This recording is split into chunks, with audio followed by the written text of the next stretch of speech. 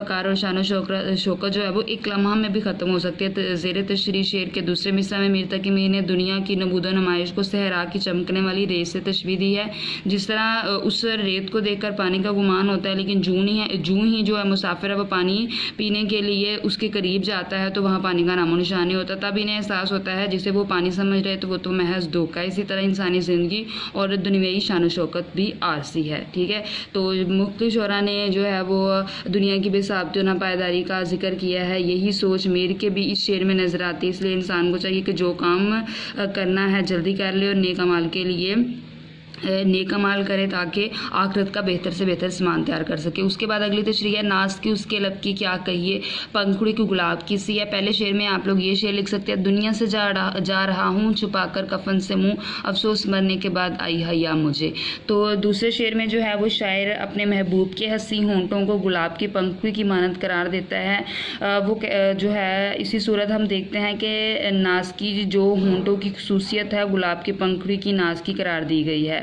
वो कहता है कि मेरे महबूब के जो नरमो नाजक मुलायम और सुर्ख जो रंग की होती हैं उसी तरह गुलाब की पंखुड़ी है। जिस तरह गुलाब की पंखुड़ी नरम मुलायम और सुर्ख है, इसी तरह मेरे महबूब के होंठ हैं। गोया मेरा महबूब जो है वो हुस्न जमाल का हसीन पैकर है।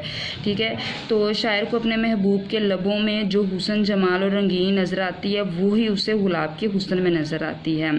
चूँकि शायर जो है वो माशरे का हसास और ज़हीन फ़र्द होता है, इसलिए उसकी नज़र जो है इंतखाबे फूल पर पड़ी, यानी उसने अपने महबूब के खूबसूरत होंठों को गुलाब की पंखुड़ी से तशबीह दिया। ये शेर लिखें, ये अब ताबे हुसन ये आलम शबाब का, तुम हो एक फूल खिला है गुलाब का। उसके बाद अगला शेर है, चश्मे दिल खोल इस भी आलम पर यहाँ की औकात ख्वाब की सी। आप तशरीह में दो भी शेर लिख सकते हैं। ठीक है, तो ये जो है इस शेर में शायर कहता है कि दुनिया में इंसान सिर्फ एक बार आता है, लेकिन यहाँ की रंगीनियाँ इस कदर दिल फरेब हैं कि आदमी इनके ज़ाहिरी तमाशों में मसरूफ़ हो जाता है। ज़िंदगी बेकार कामों में ज़ाया हो जाती है। इसमें कोई शक नहीं है कि कुछ अर्सा के लिए ज़िंदगी की महफिलों से भी लुत्फ़अंदोज़ होता है, मगर मौत जैसी अटल हकीकत आ पहुँचती है और सारे ऐशो आराम और मालो दौलत जो है वो छिन जाती है। अगर इंसान गौर फ़िक्र से काम ले तो कायनात का हर मकामों से गौर फ़िक्र की दावत देता है। तो हमें जो है वो दुनियावी ज़िंदगी के आरज़ू नापादार होने की बिना पर इसकी हैसियत ख्वाब जैसी है।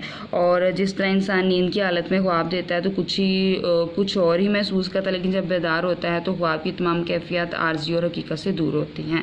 तो ये गोया जो है वो ख्वाब एक धोखा और फरेब है।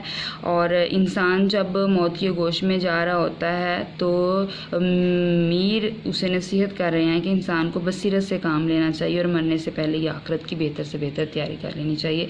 ये आप लोगों की 3 तशरीहात है, ये 3 तशरीहात आप लोगों ने अच्छे से तैयार कर लेनी है। ओके, खुदा हाफिज़। और साथ ही इंट्रो के MCQs कर लेने हैं।